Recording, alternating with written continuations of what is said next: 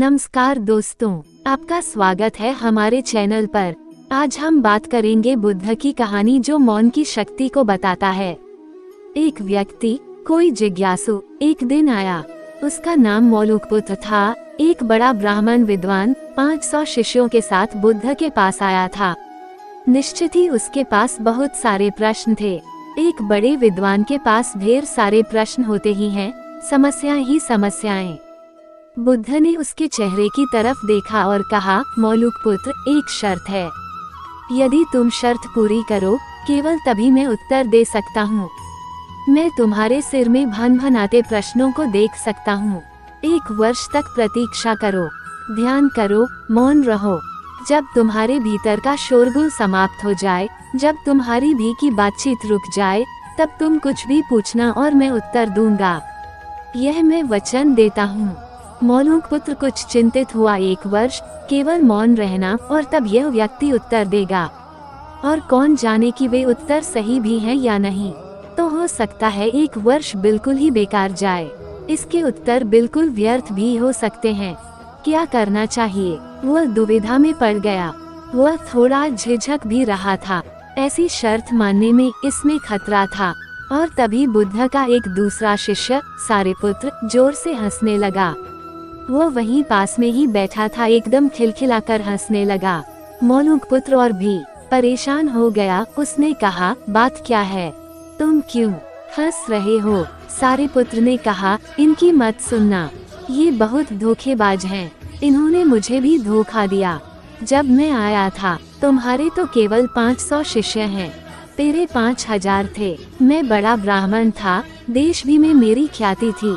इन्होंने मुझे फुसला लिया। इन्होंने कहा, साल भर प्रतीक्षा करो, मौन रहो, ध्यान करो और फिर पूछना और मैं उत्तर दूंगा। और साल भर बाद कोई प्रश्न ही नहीं बचा। तो मैंने कभी कुछ पूछा ही नहीं और इन्होंने कोई उत्तर दिया ही नहीं। यदि तुम पूछना चाहते हो तो अभी पूछ लो। मैं इसी चक्कर में पड़ गया। मुझे इसी तरह इन्होंने धोखा दिया। बुद्ध ने कहा, मैं अपने वचन पर पक्का रहूंगा। यदि तुम पूछते हो तो मैं उत्तर दूंगा। यदि तुम पूछो ही नहीं तो मैं क्या कर सकता हूँ। 1 वर्ष बीता। मौलुकपुत्र ध्यान में उतर गया और मौन होता गया। भीतर की बातचीत समाप्त हो गई। भीतर का कोलाहल रुक गया। वो बिल्कुल भूल गया कि कब 1 वर्ष बीत गया। कौन फिक्र करता है? जब प्रश्न ही न रहें तो कौन उत्तरों की फिक्र करता है? एक दिन अचानक बुद्ध ने पूछा, ये वर्ष का अंतिम दिन है।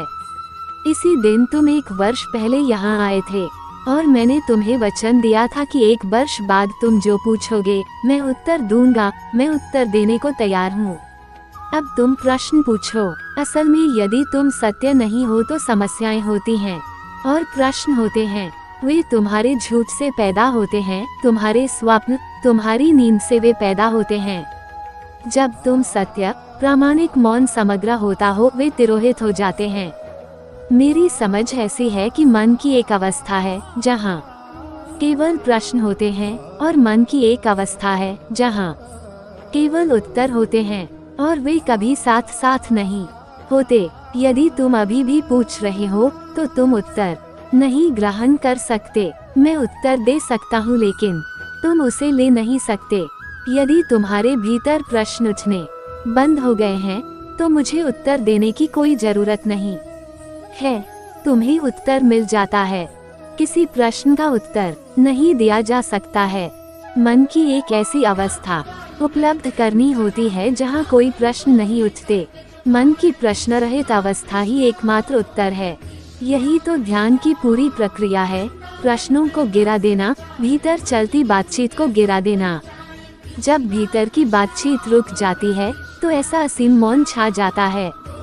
उस मौन में हर चीज का उत्तर मिल जाता है। हर चीज सुलझ जाती है, शाब्दिक रूप से नहीं, अस्तित्वगत रूप में सुलझ जाती है।